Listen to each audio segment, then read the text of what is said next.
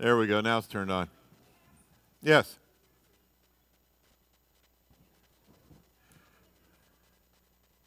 Okay. The new pope in whom we will have so much hope, right? Okay. Okay. Yeah, I heard it's the first Jesuit pope. Jesuit, yeah. We're not going to get into that tonight. But they never had a Jesuit pope. It's a different order in the Catholic priesthood. So, no, he's yeah. Wait a minute, he's Argentinian, right? Argentinian, yes. So, yeah. Well, he's from Italy, and I bet the man can cook. So, all right. And he does cook for himself? See?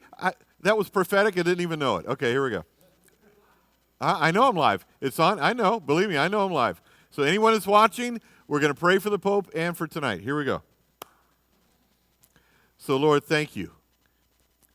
Thank you for what you're doing in our world. And, Father, we know that whether we think it's bad or good, we know that, Father, that you're in control and that your purpose and your will is happening. And, Lord, we know it says in your word that the secret things belong to you and the things revealed belong to man.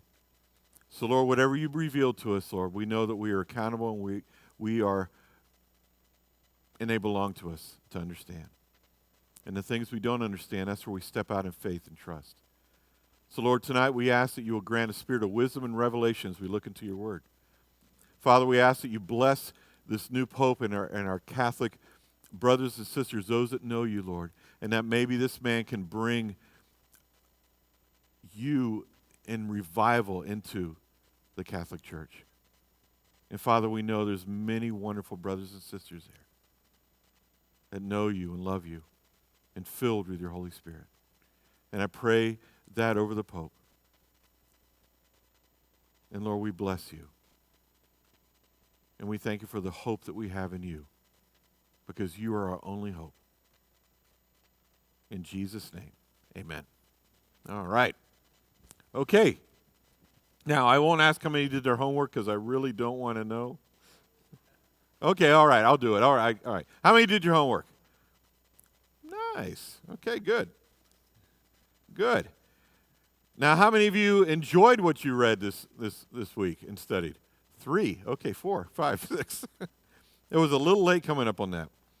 So here we go. Tonight's goal is to see how the man and woman are to live not just in the home, but also outside the home. And I don't know if you caught that as you were studying. We're going to basically have 2 sections tonight. The model woman, and I can see that my model woman wife was here again. Okay? And she sneaks up so stealthily, I don't even know she does it. And people point it out. And we have the model man. And no man was brave enough to put was here either. Okay. So, you caught that, huh? Okay. So, now, we got to understand a few things before we get in, really start digging into study. Now, you got to do me something tonight. You got to do something for me. You got to participate. I'm very tired today, so if you don't participate, we'll be out of here in about 35 minutes. Don't say anything, Rick Gaines. Okay, now. I'm going to leave it alone. Anyways, okay. I'm learning patience, and he who holds his tongue is wise. Both have a ministry inside and outside the home. I was talking with a group of guys today about our character and about being in the ministry and that being blameless and being without reproach. And we'll get to that a little bit tonight as we look into it. Everything we studied to this point is foundational to what we're going to see tonight in tonight's lesson and on. You've been noticing how each thing's building on the next thing? Okay, that's why I'm always saying, hold on, we're going to get to a lot of the questions, but we got to let it all build. Now, quick review. We're going to do this every week, all right? Now, how are we created? Image of God? We're not going to write these down. Just call them out. What's that? Fearfully, wonderfully, fearfully. What'd you say, Rick? Did you say something? Oh, from the dust, okay. Here's a big hint. How were we created? That's part of it. How were we created? Equal and distinctly. So all three of those. Male and female, equally, but yet distinctly. Okay, so excellent. And man was created from the dust. Woman was created from the man. Man is the head. Woman is the... She is not the tail. It's going to be a good night, isn't it? Okay. Yeah, we're on. Here we go. Okay, the crowd's waking up here, okay? Now, man is the head, woman is the... Thank you. Okay. And there's order in God's creation, but they were all both created. Good. Okay, I feel like a teacher in school. When I taught school, I'm giving the answers, Okay? Oh, boy. Now, the role of the woman in Genesis 3:16 was to do what? Anybody remember? Her desire was to do what? To what? Okay, both man and woman were supposed to subdue the earth. Okay, right?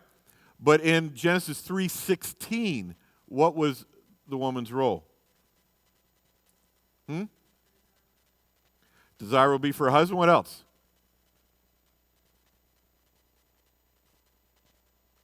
She's going to want to rule over him. Okay.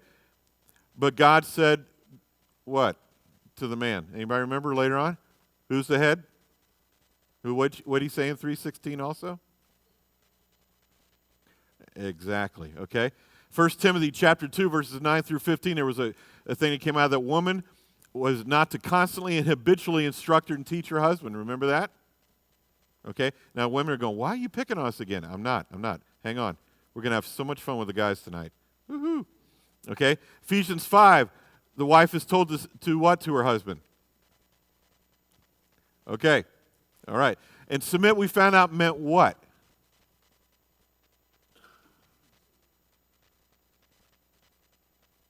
To what? Okay.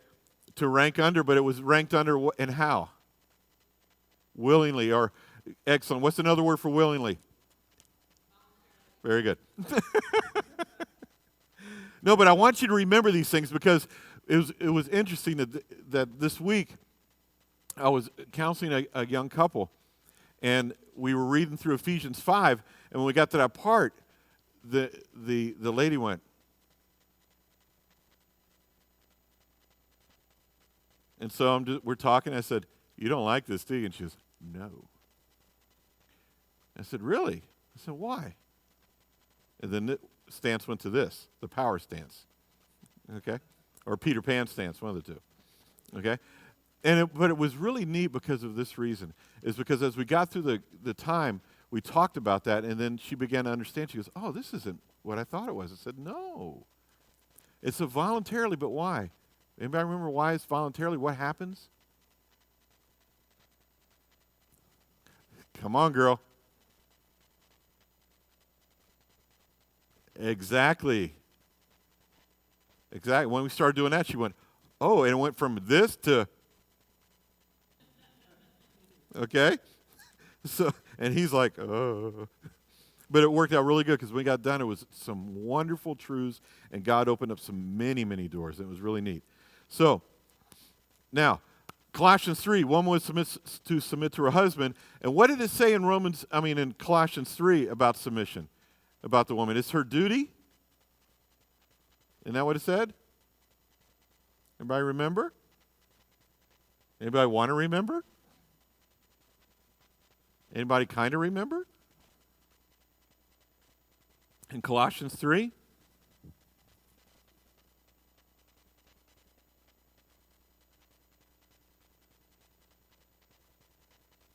Okay.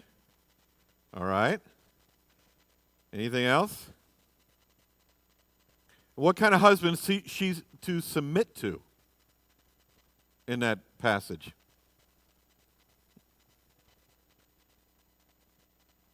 Okay, one that loves her. Okay, very good. Good call. Spoken like a true man.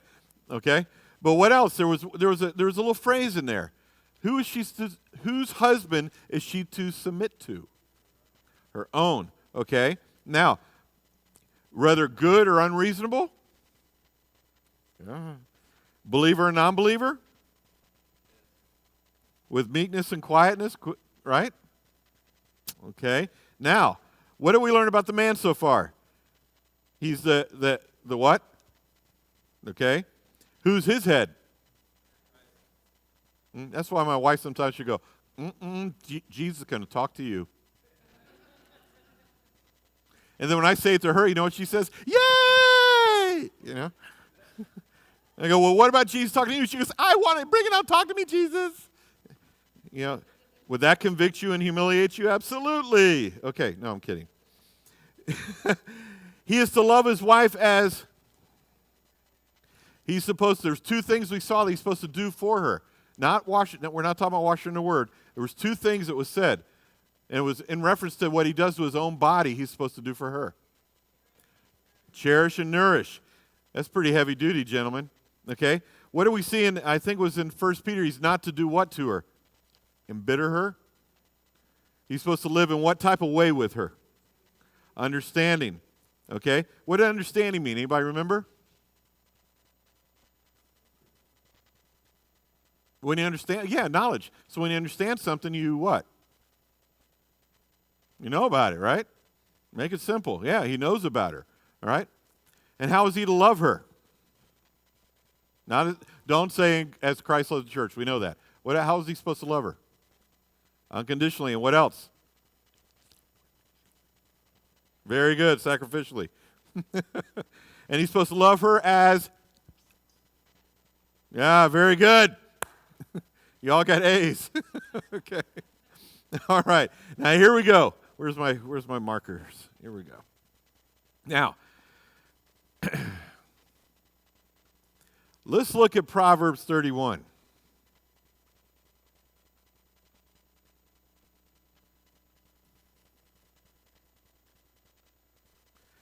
Where's a good color here? Now, in Proverbs chapter 31, what's the first thing you learned about the model woman in this passage? Okay. The husband trusts her, right?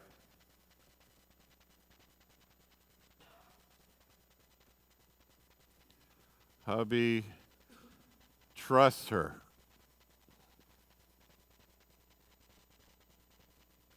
But before that, did you see anything about this passage?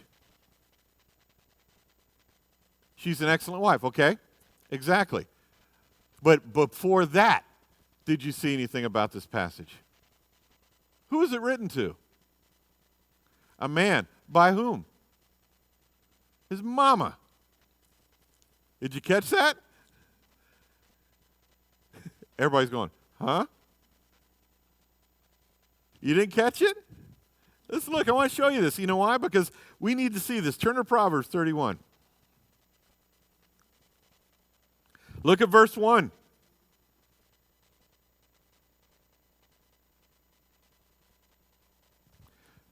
What does it say?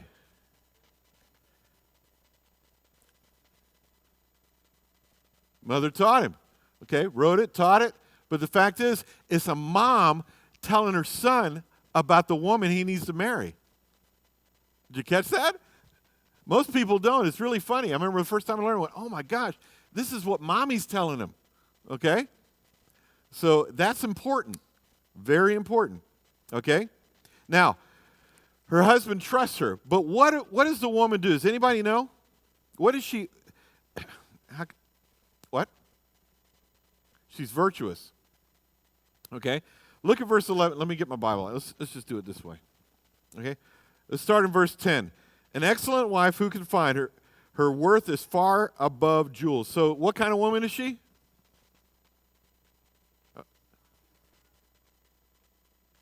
Excellent. She's excellent. If you all, which I've never seen it, but if you all ever saw Wayne's World, excellent, party on, okay?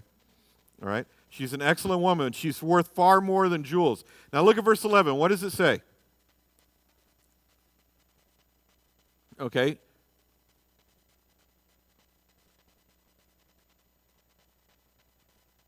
Okay? Excellent. He trusts her. Now, what's something else? Look at verse 13.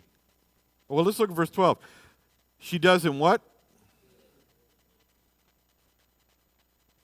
So, how would you sum up verses 11 and 12?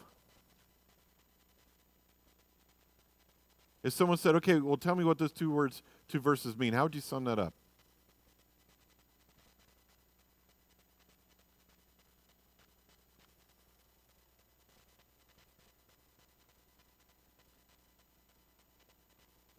Okay.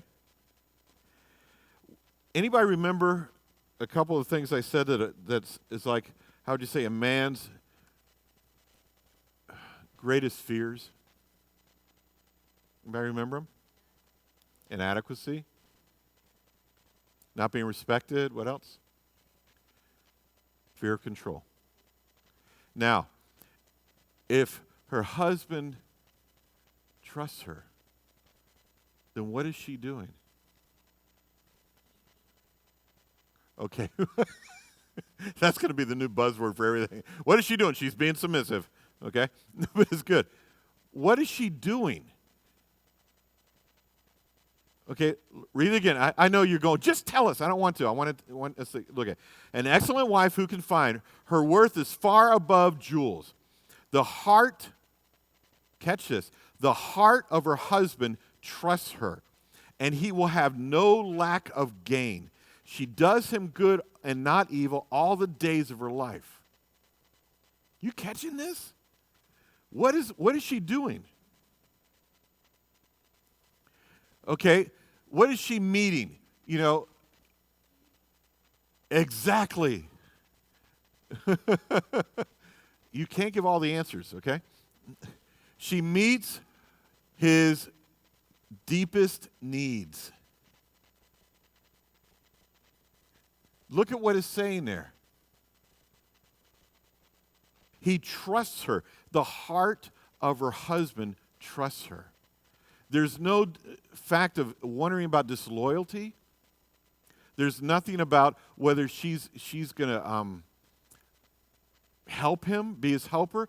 All of it, there's no lack. He doesn't have to worry about it. There's no lack in his life. There's no lack in his heart. There's no lack in his trust. There's no lack in anything. This lady makes him feel absolutely secure.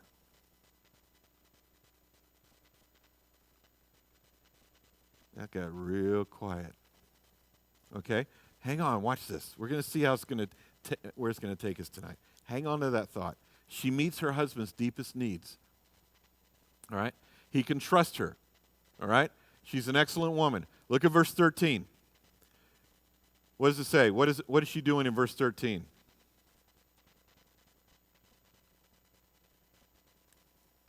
Okay? Who owns the home? Okay, so what is she doing? Okay. We'll just say, how can we put this?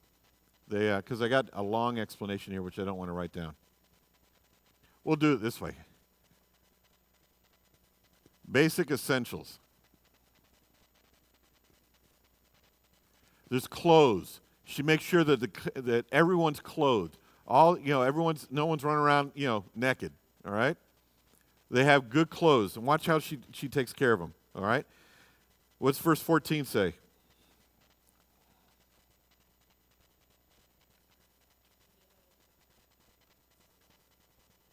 Okay. So we'll put it this way: clothes, family. Someone got a text message. And food. What else does she provide?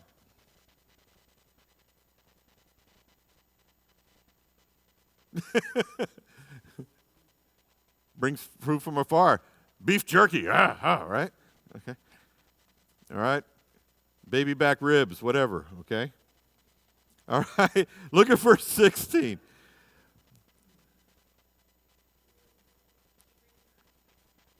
Okay. Okay. Okay. She's a real estate agent. Okay. And all the ladies that are real estate people going, amen, glory be to Jesus. Okay. Back up for a second. She looks for wool and flax and works with her hands in delight. She is like merchant ships. She brings her food from afar. She rises also while it is still night and gives food to her husband and portions to her maids. Okay, so this lady takes care of the home, right? Now, she's a homemaker, but now watch the transition here. Look what it says in verse 16. She considers a field and buys it. From her earnings, she plants a vineyard. She girds herself with strength and makes her arms strong. She senses that her gain is good. Her lamp does not go out at night. She stretches out her hands to the distaff, and her hands grasp the spindle. This is pretty wild. Now, let's look at a couple things here. Verses 18 and 19 says what about her? She's a hard worker. Okay? She's not even union. Okay, now. She's a hard worker, works long, right?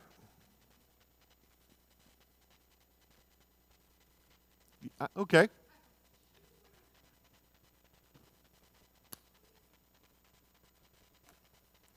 What? Mm-hmm.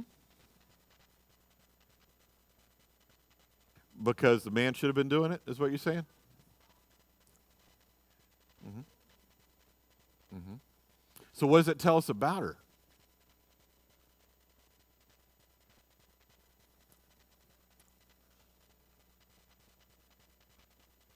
Mm-hmm. Mm-hmm.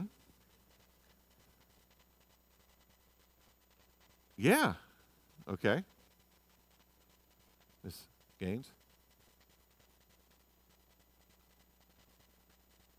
You're not being compared. Well, yeah, I guess you are. Okay. Think about it. Now, let's look at the symbolism here.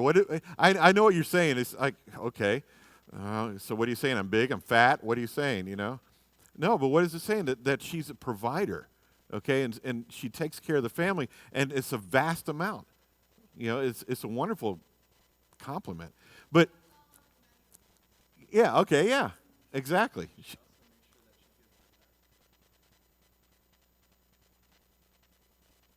Mm-hmm. Exactly. You seeing all this stuff? Now, Karen, but what is telling us that? How would that apply today?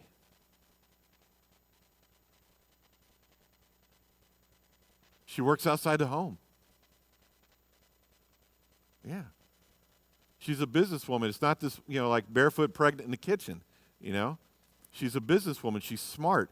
Her husband, remember, her husband trusts her. So this lady she must be phenomenal.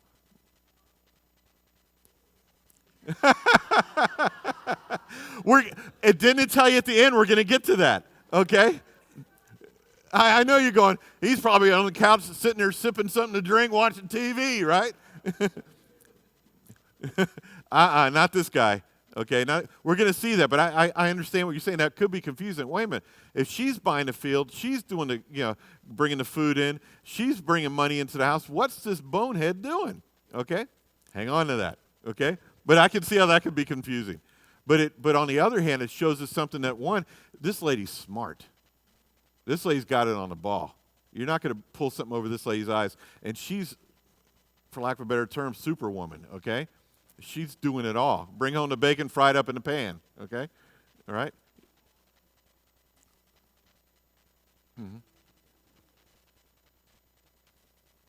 You know what that means? When a lamp doesn't go out at night, especially biblically, it means that the house was complete. The house was without lack because the oil in the lamps never went dry. You see? Well, that's what most people think when they read it. They go, what is this woman working 24/7, 365, 90 years in a row? No. Because why? A merchant ship doesn't just carry food, it carries everything. She's like a merchant ship. Every provision for that home, she makes sure is there. Even her lamp doesn't go out at night. That means there's always oil, there's always light. Okay? Which is unbelievable. I mean, it's, everyone's going, oh man, I'll never live up to that. Watch this. Don't go down further yet. Don't go there. Hang on. Let's get there. All right? All right. Okay, now let's look at a couple of things. Okay, what did verse 19 say?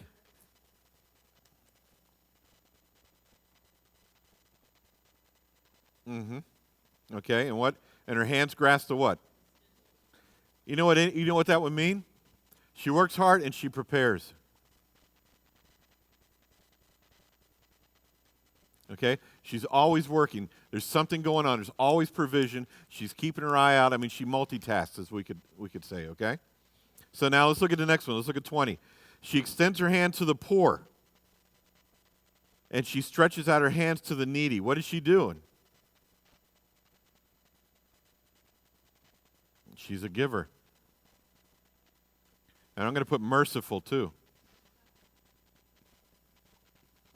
All right? This lady's unbelievable, huh? But it's interesting. Let me show you something. Right here, we're going to start seeing this start to happen here. This is the character of God.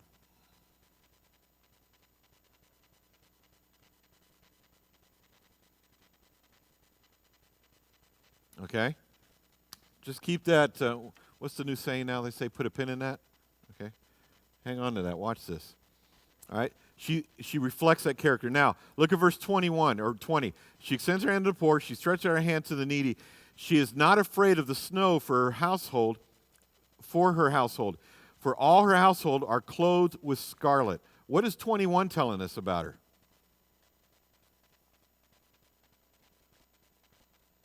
Okay? Watch this. She's prepared for any circumstance.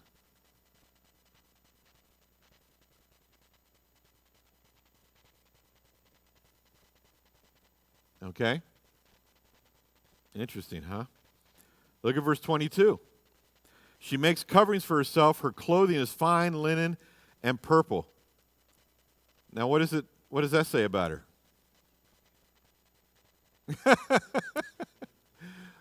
You can't. I know you did your homework, but you can't answer everything. Okay? Without my wife answering, what does verse 22 say? She keep and from the person right back of her, oh, look at it. Now they're high-fiving. Yeah, we'll get him. Okay. All right. She keeps herself pretty. So how else do we want to say that? We want to say it that way?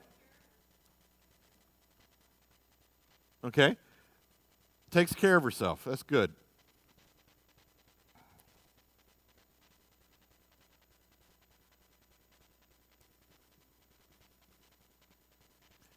Yeah.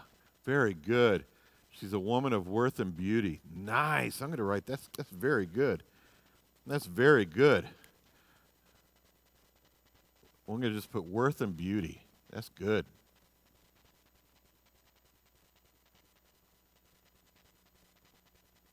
Very, very good. Okay, we're going to change colors here. Instead of the black, we'll put some red in there. Make it pretty. Okay, since we're talking about the ladies. Now, okay, now, someone look up Matthew chapter 6, verse 17 and 18. I'll look it up with you. Let's look at it together. Matthew chapter 6, verse 17 and 18.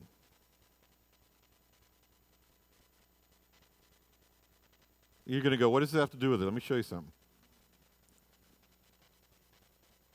It says, but you, when you fast, anoint your head and wash your face. So your fasting will not be noticed by men, but by your Father who is in secret, and your Father who sees what is done in secret will reward you. Does that have anything to do with verse 22, that she takes care of herself?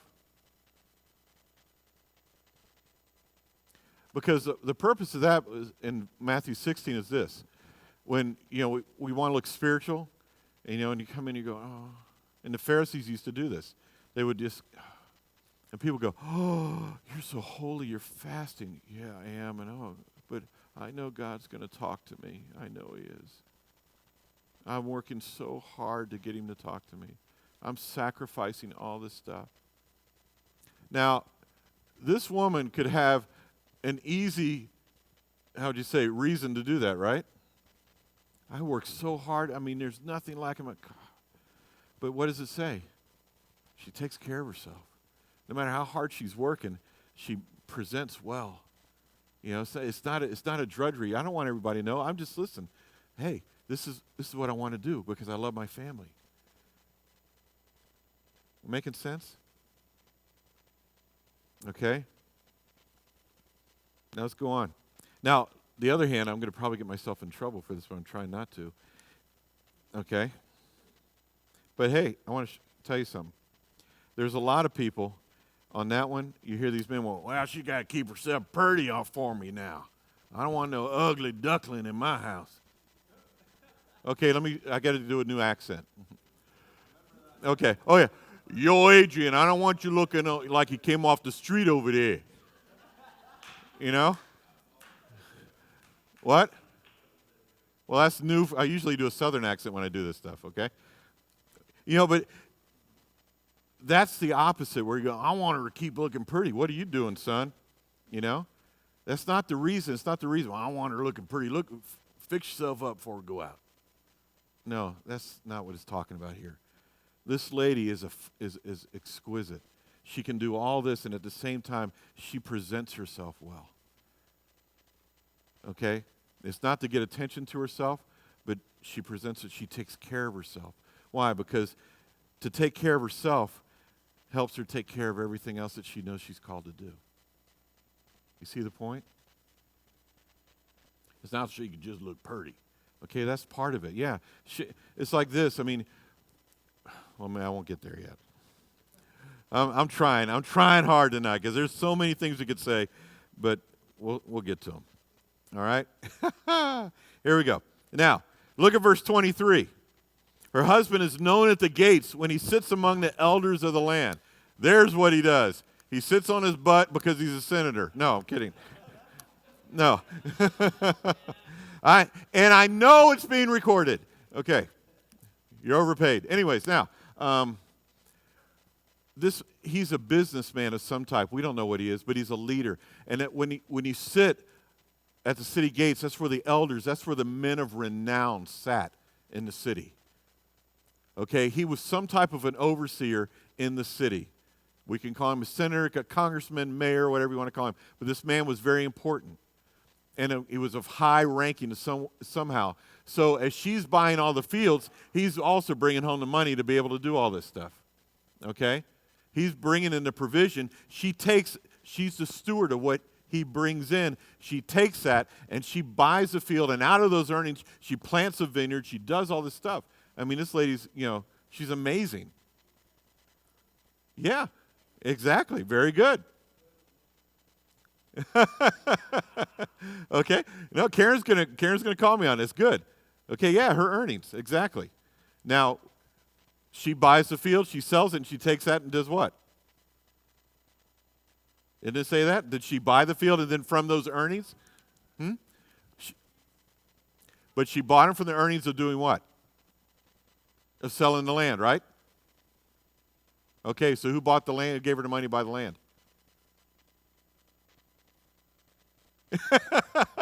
Okay, she might. But from what we can gather in this, from the little bit we know, if she sold it and paid for the vineyard that way, there had to have been some income somewhere to buy the land. And her husband, being a man of renown, probably very wealthy man, and this is just a probability. We don't know this for a fact. But I think we can safely say within context that he provides the money, she takes that money and does it, and she constantly is making something out of it. Okay? That makes sense? Okay. Because I'm glad. Thank you for bringing that up. That's very good. Yes, go ahead.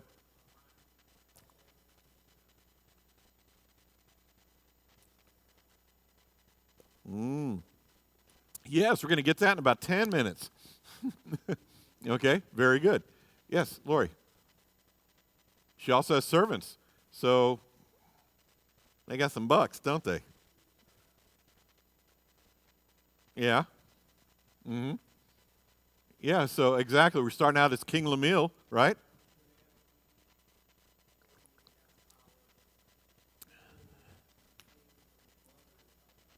Yeah. Mm-hmm. That's very true. That's very true. Mm-hmm. Exactly. Mm-hmm. Yeah, she's not doing it all on her own. Exactly. Good. Anything else? Yeah, Rick.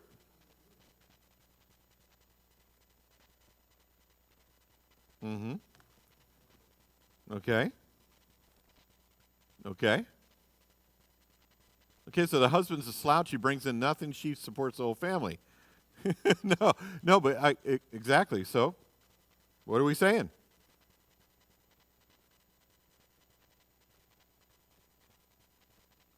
So, she considers a field and buys it, and from her earnings, she plants a vineyard. So, either way, this woman's a businessman, business person. However, she gets the money, whether it's from her husband or whoever, she's smart.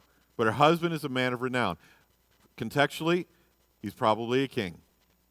Okay, as far as we know. But if it's being told to other people, it's saying that this woman supports what her husband does all the way around. It really goes with that saying that we always say, many people say that behind every, good man is a great woman, okay, that's pushing him forward. Come on, you can make it, because everything that happens to him is a blessing for her. Okay, let's go on. Let's look what else that she does. Verse 24. She makes linen garments and sells them and supplies belts to the tradesmen. Okay? She's, again, a businesswoman. I'm going to put something down. This woman's savvy. Okay? That woman's savvy. She's smart. All right? Now let's go to the next verse. What does 25 say? Strength and dignity are her clothing, and she smiles at the future. Okay? So, she's strong. What's another word for dignity? Anybody? I don't have it written down, so I'm not asking a question that I already know the answer to. Okay? When someone's dignified. Okay, I like that. Poised. I like that. Okay, she's poised. What else? What does verse 26 say? She opens her mouth in wisdom, and the teaching of kindness is on her tongue. So she's wise, and what else? Okay, I'm going to put kind and educated, okay? Whether it be, she got a degree from the School of Hard Knocks, or she actually is educated in some way, but she's smart. This lady is smart. All right? Let's look at verse 27. She looks well to the ways of her household and does not eat the bread of idleness. What does that say about her? She's not lazy, is she? She's not lazy. Okay, let's look at the next thing, 28 and 29. Her children rise up and bless her, and her husband also, and he praises her, saying, many daughters have done nobly, but you excel them all. What's going on there?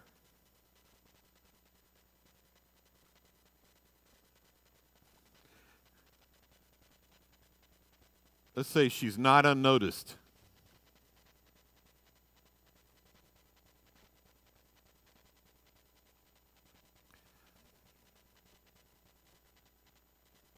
Exactly.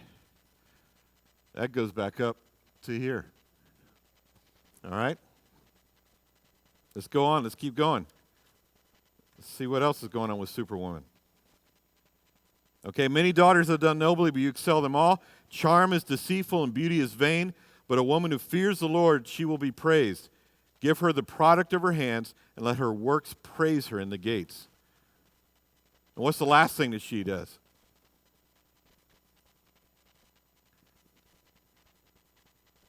She fears the Lord.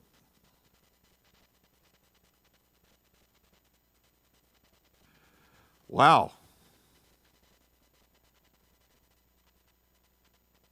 But let's look at one other thing. Verse 30, what is it saying about her in verse 30?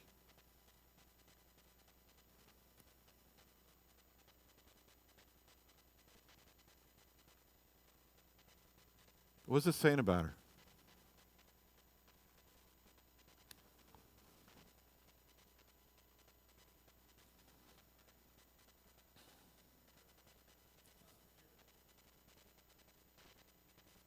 Okay?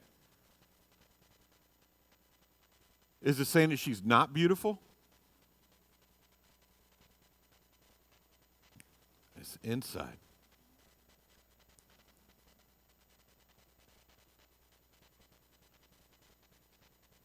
She's beautiful inside and out.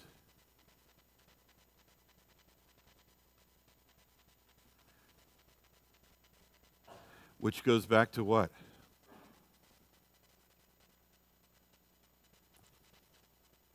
Because if you look at everything we've seen, just for a split second, look at all that. Isn't that what God does for us?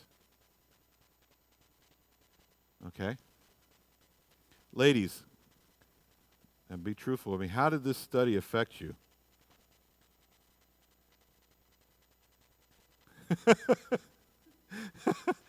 Did anybody feel like, I can't measure up to that? Okay? Hang on to that thought. All right, boys. Here we go. Here we go.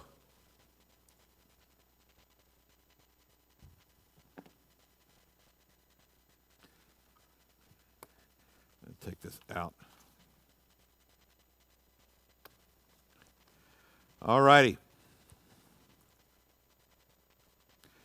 Someone look up Ephesians 5:25. What does that say? Here, if I'm going to get my Bible over here. Ephesians 5:25. Let's look at it. We ought to know it by heart.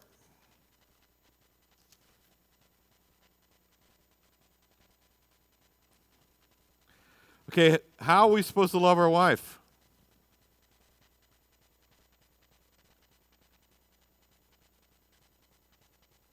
Okay. We're supposed to love them as Christ loves the church. Okay? Now, what is 1 Peter? Now we already got the Ephesians. Let's go to 1 Peter. 1 Petros, chapter 3, verse 7. What does that tell us we're supposed to do?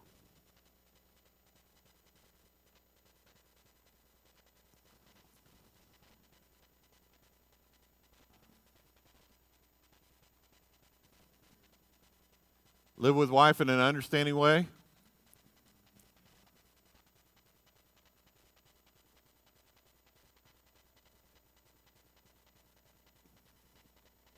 Okay, live with wife in an understanding way. Okay. Give honor to the wife. So what does that mean?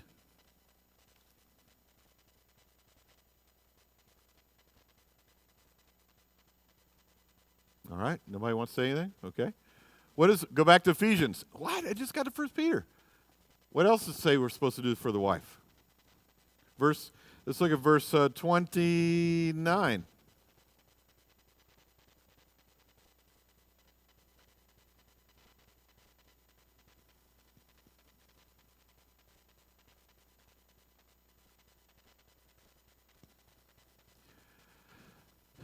We're supposed to do what? And what else?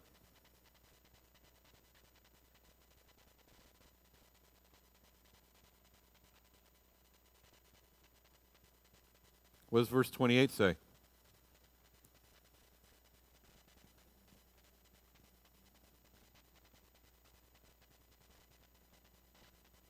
And what did that mean, gentlemen? If you love something as you love your own body, what does that mean? You're going to what? Cherish it? Okay. All right. Let's go to 1 Timothy. We'll get to all this stuff. 1 Timothy chapter 3. Anybody find it weird that we were looking at the qualifications for an elder?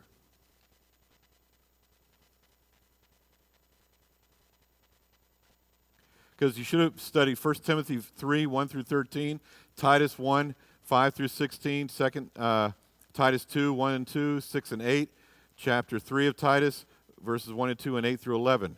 Now we're going to look at this. Why? Because it's one of the major descriptions of what a man is supposed to be, whether he's an elder or not. Most people think, well, this is about elders. It's not just about elders. That's the very basics for any Christian man. It's the very basics. Okay? An elder should be that and more. So that's why we're studying this. So let's look at what a man is supposed to be. Okay? The model man. What's the first thing in 1 Timothy chapter 3, verses 1 through 13? What's the first thing you see? Trustworthy. Okay? Is that the first word? Okay? An overseer must be what? Verse 2. Yeah, it's a trustworthy statement is what it's talking about there. If a man aspires to the office of overseer, it's a fine work he desires to do. An overseer, then, must be above reproach, right? What does above reproach mean?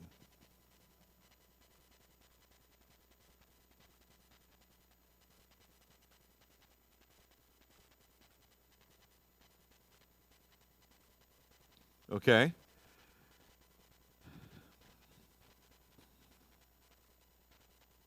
It basically means this: no one's able to point a finger at him. I was telling some guys today that, some of you may have heard me say this before, but back when Billy Graham started the Billy Graham Evangelistic Association, what, in the 40s, 30s, him and the 4 other men that started it with him, there was 5 of them, they were in Modesto, California. And they were in a hotel, and they went into the hotel room, and they went behind a closed door, and they wrote up what nobody's, from what I understand of research, nobody's ever seen it, but they wrote a document that the 5 of them totally agreed on. It was called the Modesto Manifesto, and it was what they would do and what they wouldn't do in the ministry, and it's how they were to live their life. And what's interesting, as far as I know, now somebody may correct me later, okay, but from what I've heard over the years, what I've looked at, Billy Graham Association has never been under any scrutiny. Billy Graham, is, from what we understand, has never been under any scrutiny either. No one's able to point a finger at him and hold anything to him. In fact, Billy Graham, to this day, but all through his ministry, he would never, it sounds silly, but if he was going into an elevator, he said this, if he was going to an elevator, and they even agreed to this because they said they would never, ever be alone with a woman by themselves for any reason whatsoever.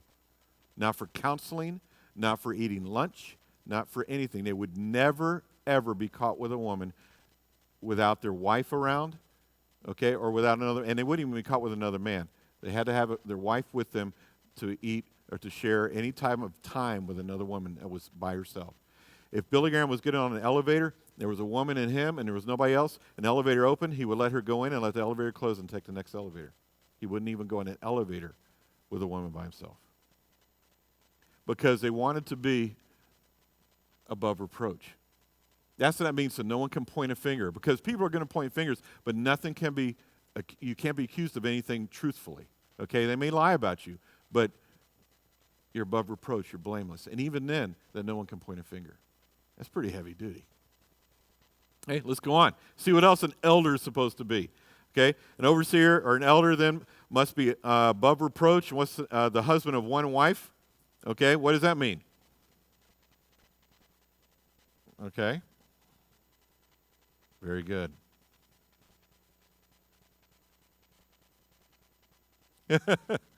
That's wisdom, right? Okay. A lot of people, over the years have said this means that he can't be divorced. That's not what that says. Okay? Husband of one wife means he is a one-woman man. That's all it says. It means he doesn't have multiple wives. Because remember, back then it was okay to have multiple wives. Mm-hmm. Okay? It doesn't mean he can't be divorced. It does not say that, doesn't even imply it. Okay? Now, Christendom has made it that way, but that's not what that's saying. Okay? He is not looking for another woman to meet his needs instead of his own wife. He is devoted to his wife. He's a one-woman man. Okay? Now, what's the next thing? Okay, temperate. What does temperate mean?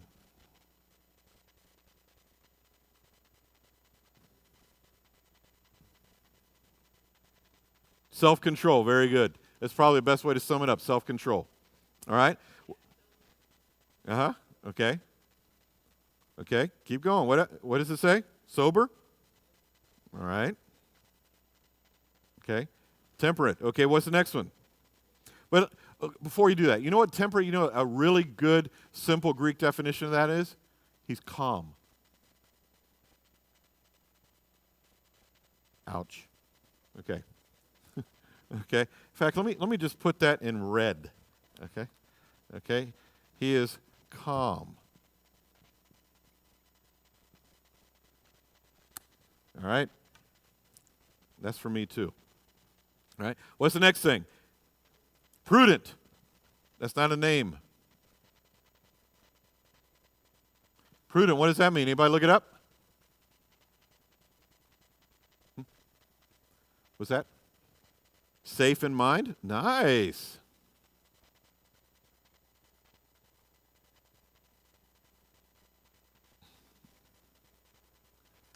Okay, wait a minute. What did you say, sweetie? What does it mean? She's going, I don't know, just what it said.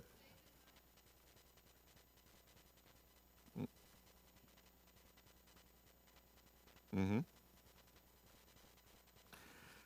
Means discreet, sober, safe in mind, of sound mind, self-disciplined in one's freedom.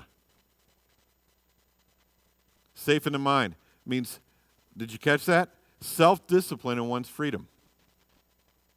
You see how that applies to safe in the mind? Okay, men are very visual, correct? Okay.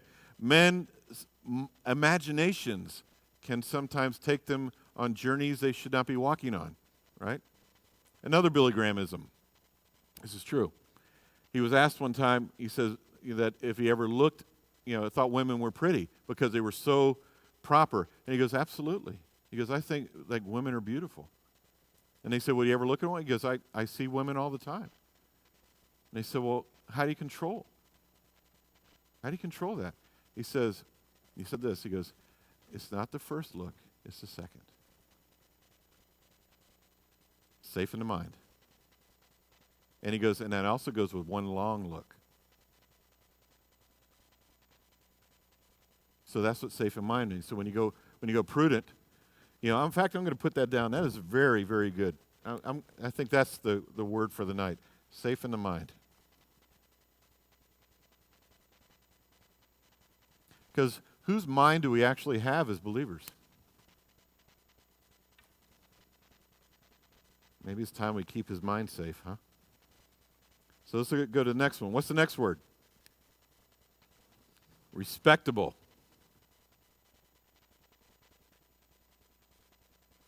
What does that mean? R-E-S-P-E-C-T? I knew somebody had to do it. So respectable is orderly, decent, shows propriety in dress and behavior, which shows one's inner life. Okay? Okay, I'll give it to you again. Respectable means orderly, decent, shows propriety in dress and behavior, which shows one's inner life.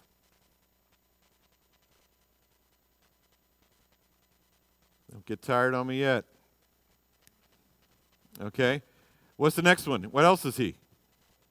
Okay, let me get a different color. We're going to move to a different color. We'll go black again.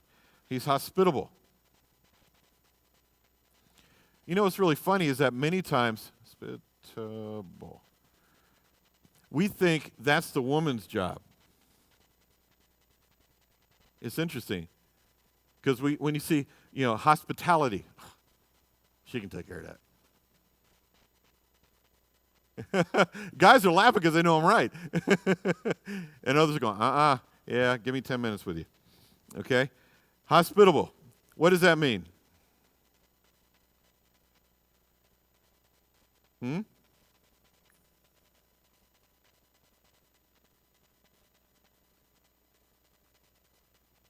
Okay.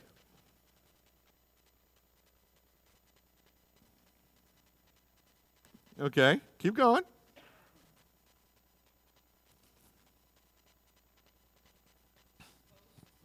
It's real simple. It means love strangers. But it also applies to the brothers of, and sisters in Christ. But it means strangers. He's hospitable. He likes people. He loves to be around people. Okay? If someone needs something, he'll bring them into his home. He'll help them. He'll give them $20. He'll give them $5. He'll buy them a meal. He's hospitable. It goes along with kind and all the other stuff, okay? So he's hospitable. What's the next one? Okay, able to teach. That goes along with the elder part. But it's good at, you know what? Should a husband be able to teach?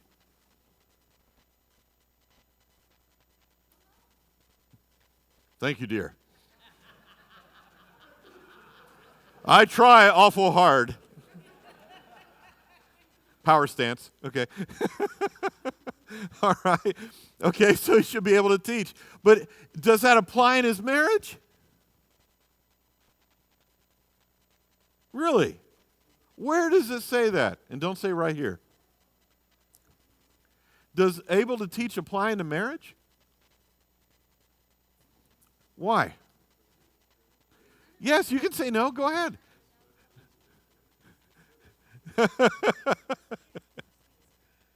Thank you. Okay, he's supposed to be the spiritual leader of the home, right? He's the leader of the home, right? Does that mean he sets his wife and children out? It's school time. No. What does it mean? How does he teach? Exactly. By his life. Okay, does that not mean that he can't share with his children? Because doesn't it say in Deuteronomy chapter, in the Shema? Huh? Tell me a little Shema here. Okay? Or Shema. I call Shema. Okay? What does it say? We're supposed to talk about it when? Cut me some slack, Josh. Okay. All right, so pronounce it for me, Joshua. Huh? Shema. Okay, the Goyim say it Shema, okay? All right? So the Shema, Shmi, okay. So either way, Deuteronomy chapter 6, it says that who's supposed to teach it? Anybody? Well, actually, father and mom, but who can a father teach the Word of God in the home? Should he display it in his life and teach it? Absolutely. So in the context, this is talking about elders. But for every man, they should be able to teach in some way, shape, or form. I'm sure.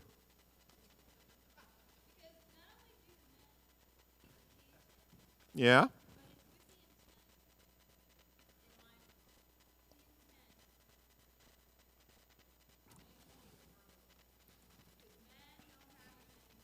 Ah. They can't just go, dude. What do you think about God? Dude. Or, cool. And what do you say there? Well, if you expound on it, it really means this. No, you're right. They got to be able to talk, right? Yes, Lori. What was that? Oh, wait. Just for our listening audience, let me get close on this one. Talk to me, Lori. If Adam had taught Eve, they'd still be in the garden.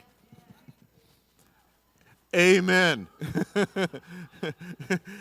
Booyah, right? Okay, all right, here we go. Yeah, John Deere tractors would have never come about, right? Okay. All right, before we all get in trouble, let's move along, okay? So, he's respectable, hospitable, able to teach, not addicted to much wine. In the Greek, that means not addicted to much wine, okay? Is that self-explanatory? It's not a drunkard, is what he means. It doesn't plop his butt down and say, honey, give me a beer. That's not what it's talked about. All right? So let's go to the next one. What's the next thing? He's not addicted to much wine. He's not what? Pugnacious. What does that mean? I'm going to put it this way. Now, you guys will probably want to rephrase this, but I'm going to put, he's not a fighter, all right? And I don't mean he's not a man or anything like that. He doesn't pick fights. He's not a violent man, all right? He's not a fighter. We'll go this way, not, okay? He doesn't start fights. He doesn't start fights. He's not an arguer. He's not violent. I'm going to put violent. That's probably better. Okay.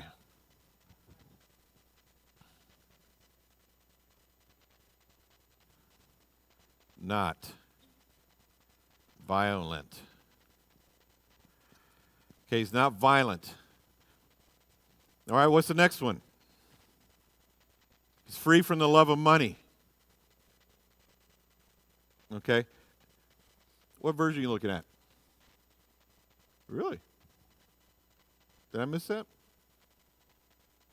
Oh, I did. Excuse me. Boy, I stand corrected. It's been a real rough day. Okay. He's gentle. Yeah, opposite of violence. And he's what? Peaceful. Opposite of violence, right?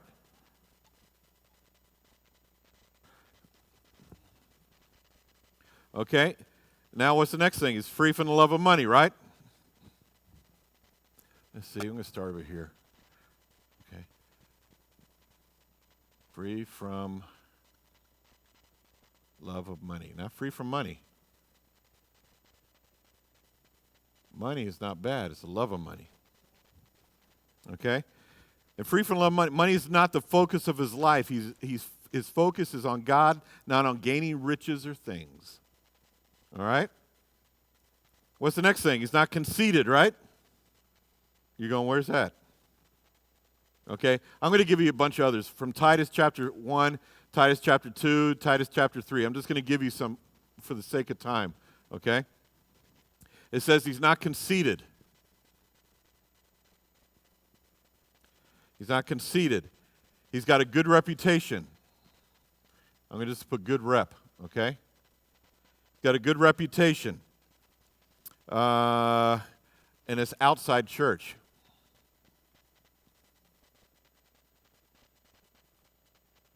And you know, that's really important. May I say this? Because many men, people do, but we'll just talk about the guys right now. Many men put a face on here, but they go to work and they're just like every other guy in the plant. I'll just say it that way. Okay? And I've seen it many times. They're deacons in the church or they're leaders in the church. They teach Sunday school, but they'll go to work and you can't tell the difference between them and a person who just is just vile. You know, when they get to work and they come home and they go, you know, I'm sorry, I'm just around the guys. My language changes. It shouldn't. At all. Because the Bible said, let no filthy words come out of your mouth, but only that which is for edification. Exactly. So that's why he's got to have a good reputation outside the church. All right? He's patient. He's patient. He's sound in his faith.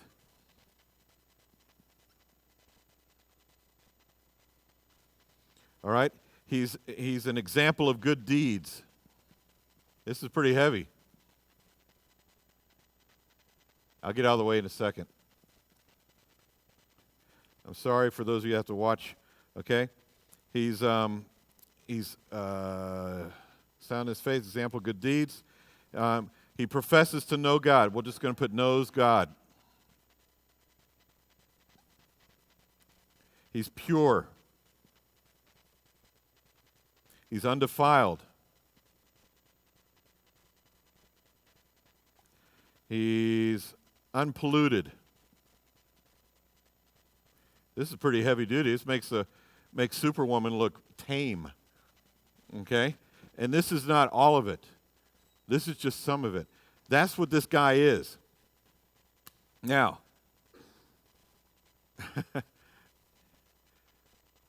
How would these, now you got to talk with me. You guys have been kind of quiet in the last part of this.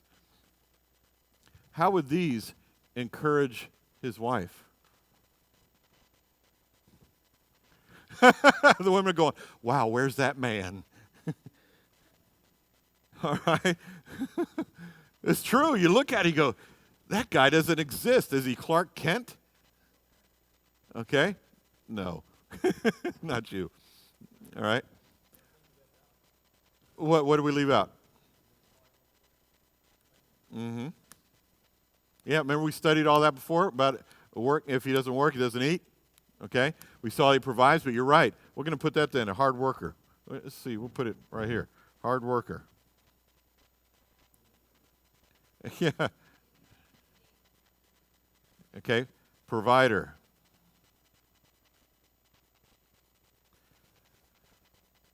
That's a pretty heavy-duty list, and that's right out of the Word of God. Pope Francis?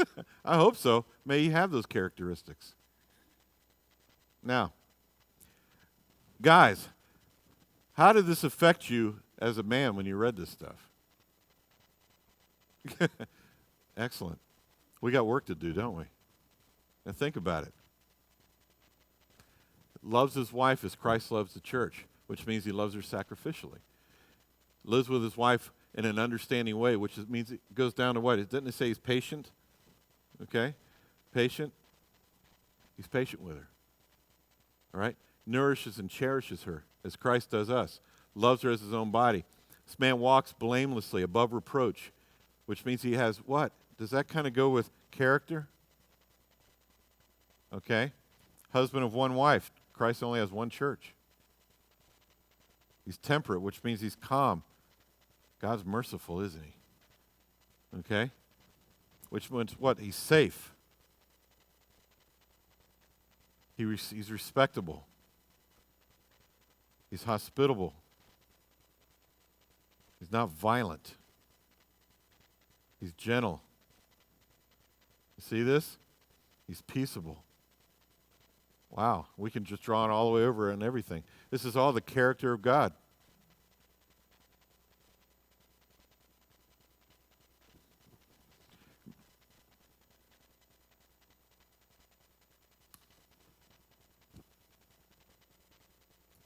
Makes you get real quiet, don't it? That's the model man. That's the man we should all be.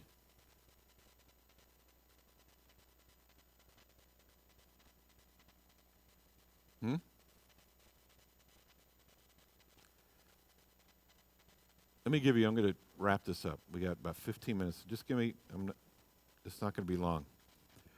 I want to show you some things. We're going to basically take these two things here. We're going to summarize them. Now, I'm not going to write them because I don't really have any other space here to write it on. Could flip the thing over. It's got another side to it, but it'll take me 10 minutes to figure it out. Okay, so let me tell you a couple things. The model woman, we're going to look at it this way, just in the first, right off the bat. The model woman, her husband trusts her. Because you can take all this stuff here, and it brings absolute trust, and we'll just say this is her husband, to her husband, because he knows that she can handle things. There's no worry. There's no doubt that his wife can handle what she needs to handle. He absolutely trusts her.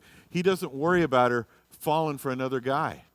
And that's the common thing nowadays, because everything's about cheating. He cheated on me. She cheated on me. Well, I'm sorry, I'm a guy. I'm sorry, he was good looking. You know, it doesn't matter.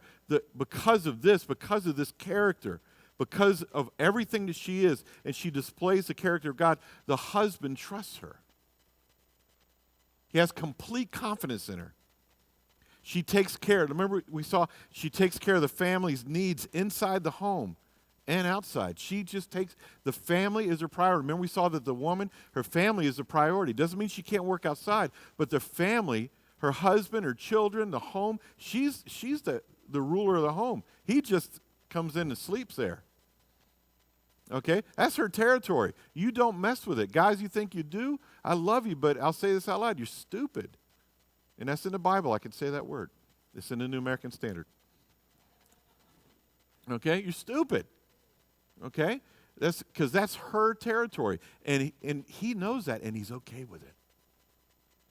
Now, the third thing there is she may work outside the home, but the home is her priority. Because all of this, mostly, except for a couple of things, all dealt with the home.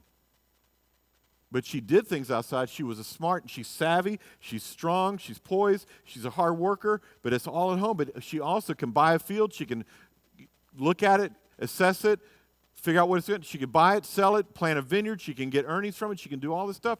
But her main priority is home. But she's smart, and she can work outside the home too. And her husband has, again, complete confidence in her. Because we're going to see it's a two-way street. Then the next thing is the bottom line is that she fears God. There's a relationship with God that drives, now watch this, because she bears the character of God, it drives all of this stuff. Because we think that our relationship with God is just a part of this. The relationship with God is the very foundation and is the power, is the character, is everything that drives all of this stuff. If this is out of whack, this is going to be out of whack. That makes sense? Now watch this. The man, first, he trusts her, right? But because of this, what was the thing that a wife's supposed to do at the end of that Ephesians chapter 5? Respects. This will bear the respect of this lady. She sees this character,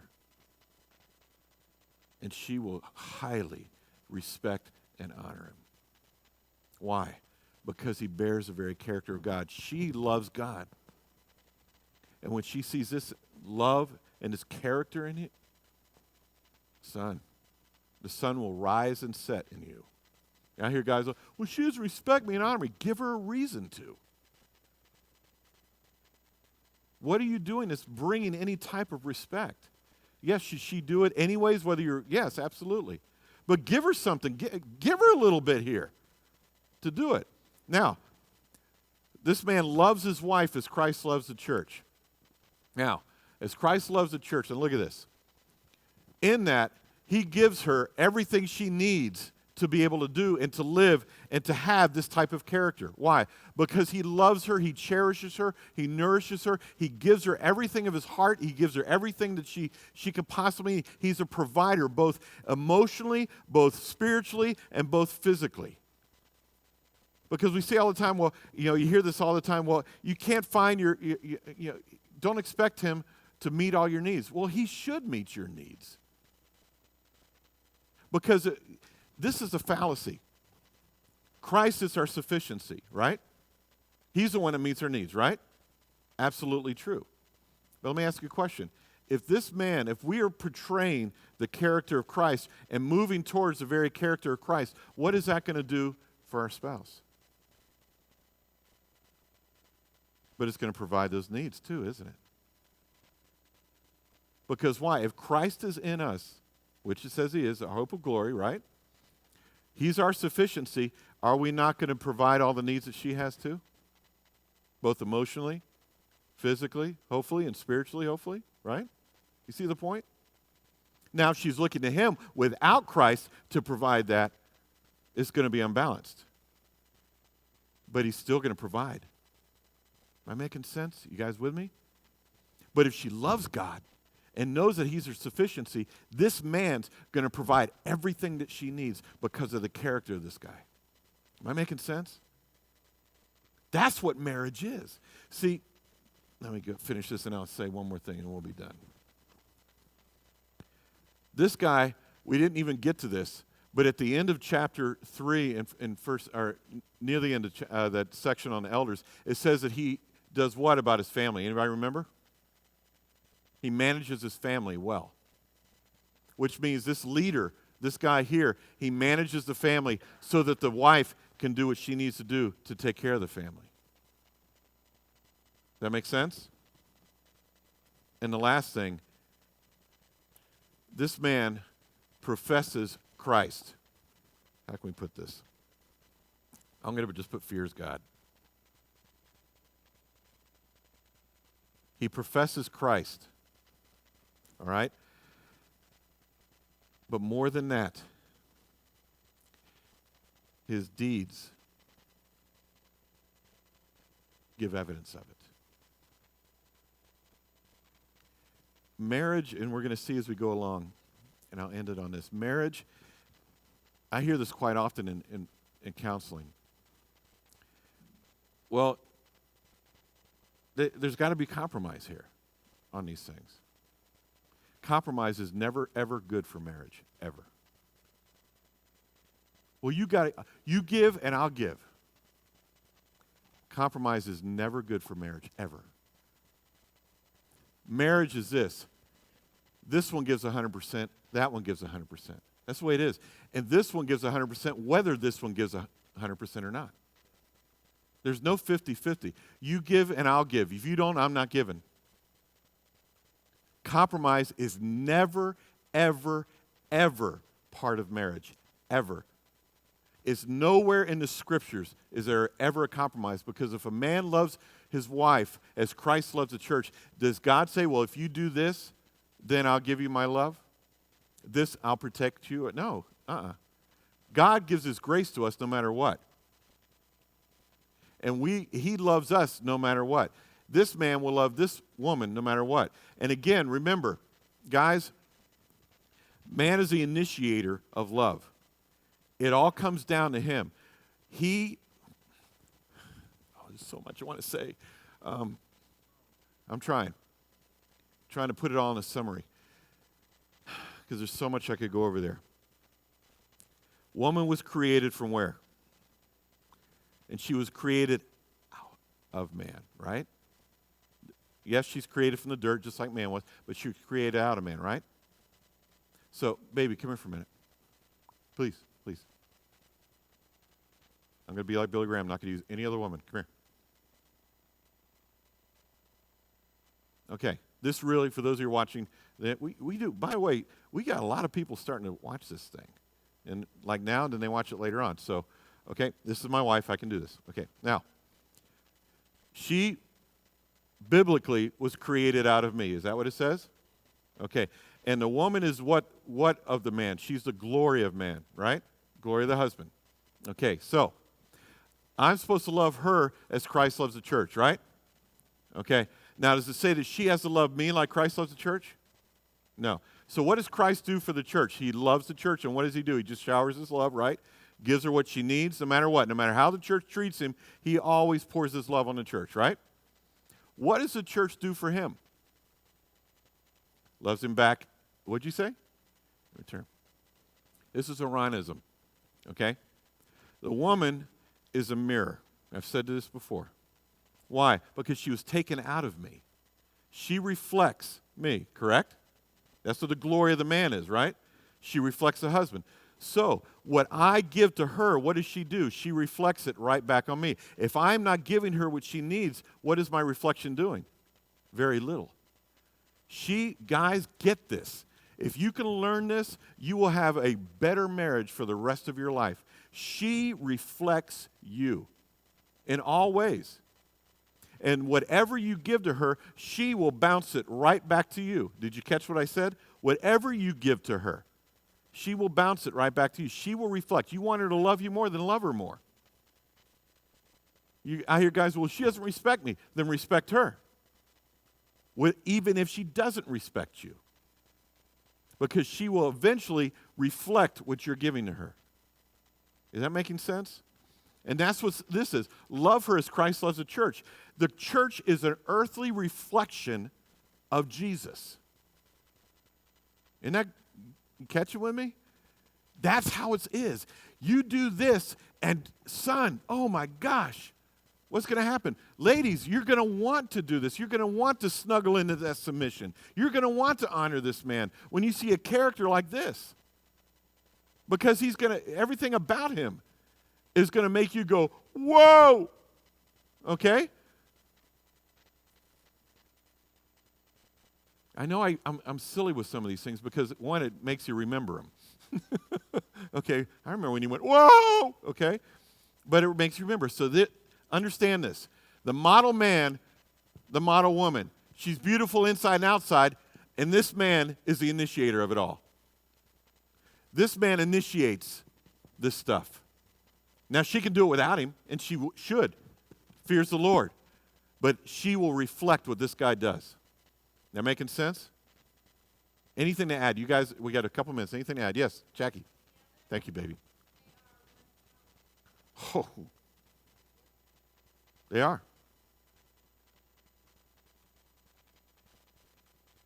Mm-hmm. Why do you think Satan beats on marriages so badly?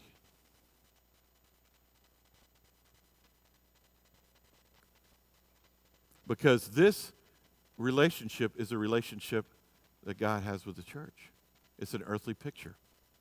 And he's going to beat it, and the enemy's going to come after it and tear it to pieces. You know, I said this recently in a counseling session. Now, you can look it up, but statistically, in marriages, usually it's more the man's fault for the divorce than it is anything else. That's not in every case, but statistically more than the woman. That's why I can say this as a guy. Guys, we are really stupid sometimes. We are really stupid. You know, we need a smack in the back of the head. You know, God needs to go, son, wake up. Doesn't mean that the ladies are not without fault, but guys, let me tell you something. In over 30 years of ministry and doing counseling, I was counseling people that were almost twice my age at one time, which you talk about scary. I've been married like 3 years, and I'm counseling people who have been married 30 years. That's really scary and humbling. I mean, it's scary, but, you know, you learn a lot. You know, you get thrown in the fire, you learn to dance, okay? And so, let me tell you, and I had to learn quick, but what's really wild is over the years, and I can think back on many of the counseling sessions I've had, and they've been hundreds, but it's really funny that the guys are the hardest ones to convince that they're wrong.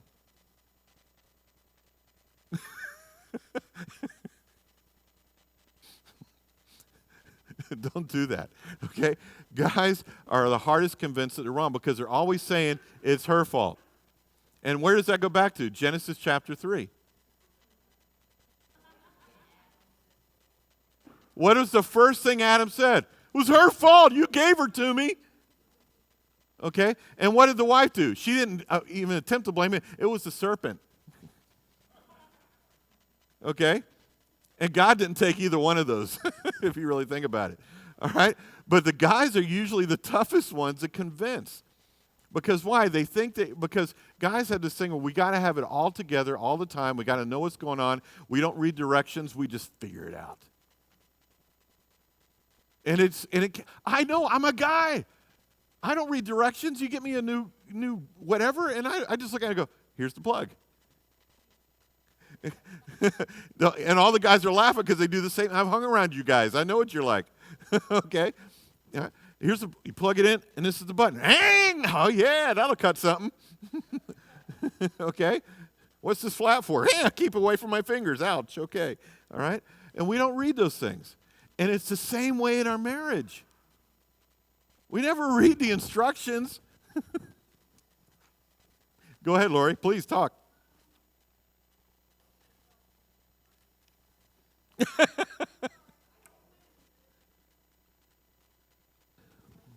Mm-hmm.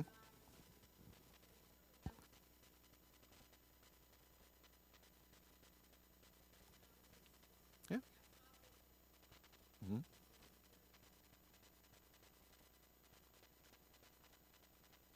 Mm-hmm. Yeah.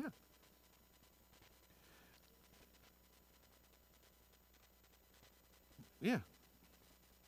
And then the guys had to get tougher, they thought, and they were tougher on the women, which was the total opposite of what it was trying to do. You know, so I won't not talk on that. I'll keep my peace on that. But I will say this: that it did emasculate men. It really did. But on the other hand, men overcompensated for it because out of anger and stuff, and then it just got worse. So, the bottom line, guys, is this, and ladies, if we go with what the scriptures say about how we should live our lives and the character we should have, it would solve, I really believe, over 90% of our marriage problems. Easily. Okay? Anything else before we close? Yeah, Clint. We didn't have Ignite or anything yet. There was no student. Mm-hmm. So I got put in the men's small group at the Talk for Life back in the day. Mm-hmm. And I was a part of that for a year. And honestly, in that time, I think I grew more in that Mm-hmm. somebody who was based in his need at that time than any other point in my life spiritually. It's just amazing the power of young men seeking older men, you know, amazing how much the men want to teach you, and they also are ready to tell you what not to do and the mistakes that they made. And you know, I want to be that man that's up there on that board, but at Mm-hmm. the same time, I want to be around men who are after the same thing I'm after, but they've got 30 plus years on me. Mm-hmm. And it just a lack these days of, and I'm not talking about men. I call them guys. Mm-hmm. I call them men who don't seek wisdom, whether it's in the church or not. And there's such a desperate need for, especially our age group, 30s, that men who could be our dads or our grandfathers. Mm-hmm. You know, God taught me is find these men, honor them,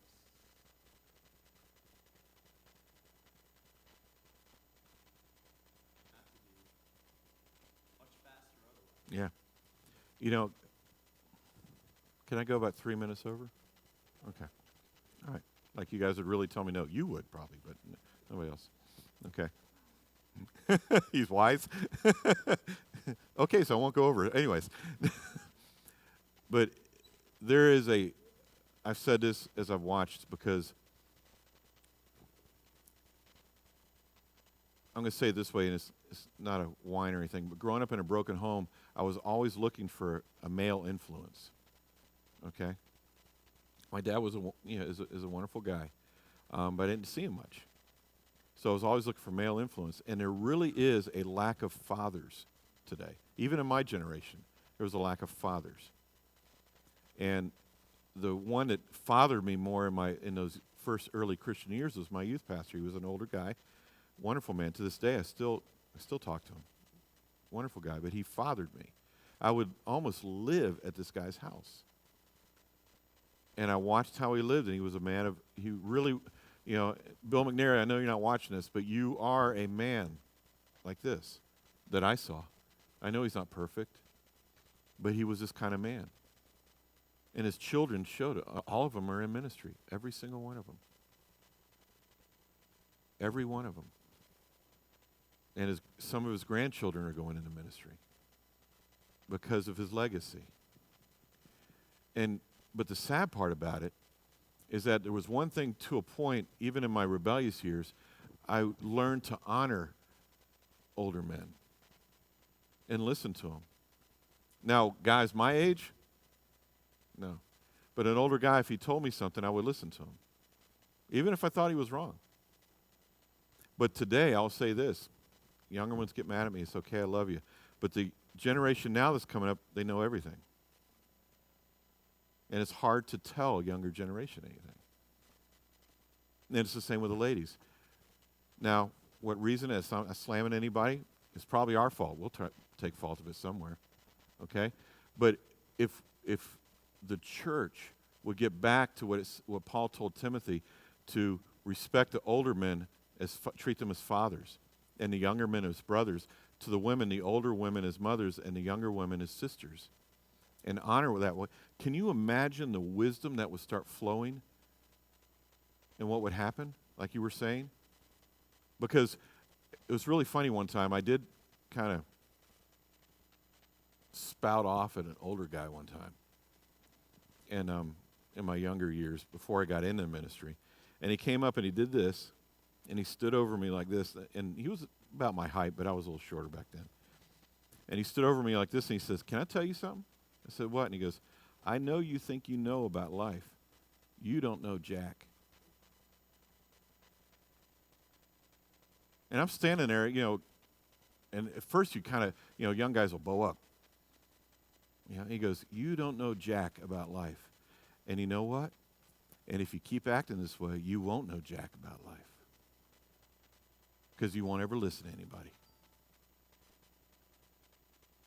And I was like, wow. And I never forgot that. And it was probably, I won't say the last time, but one of the last of the fewer times that I ever did that again. And I started listening. And so I guess I'm encouraging the younger ones to listen. And I love you, but you don't know jack about life. If you're 30 and under, you got a lot to learn. And I'm not talking about anybody in here, okay? Huh? No, I'm not. I'm not talking about, I don't think I ever said that to you. Oh, yeah, I did say that to you one time. I did. I really did. Well, you brought it up, so I'm not saying that he said it first. I did. I told Keith one time. I did. I leaned over at him, and I told him, I said, "You don't know jack about life." I said, "Son, get up and do what your mom said." And he did. He listened. So you can commend him for that. He listened. And he's been listening. That's right. I did say that to you. Huh? Cool. No, I'm kidding. That was a joke. It really was. Because I don't consider that being cool at all. So, okay. All right, I'm off my soapbox. Father, thank you that we don't know jack about life.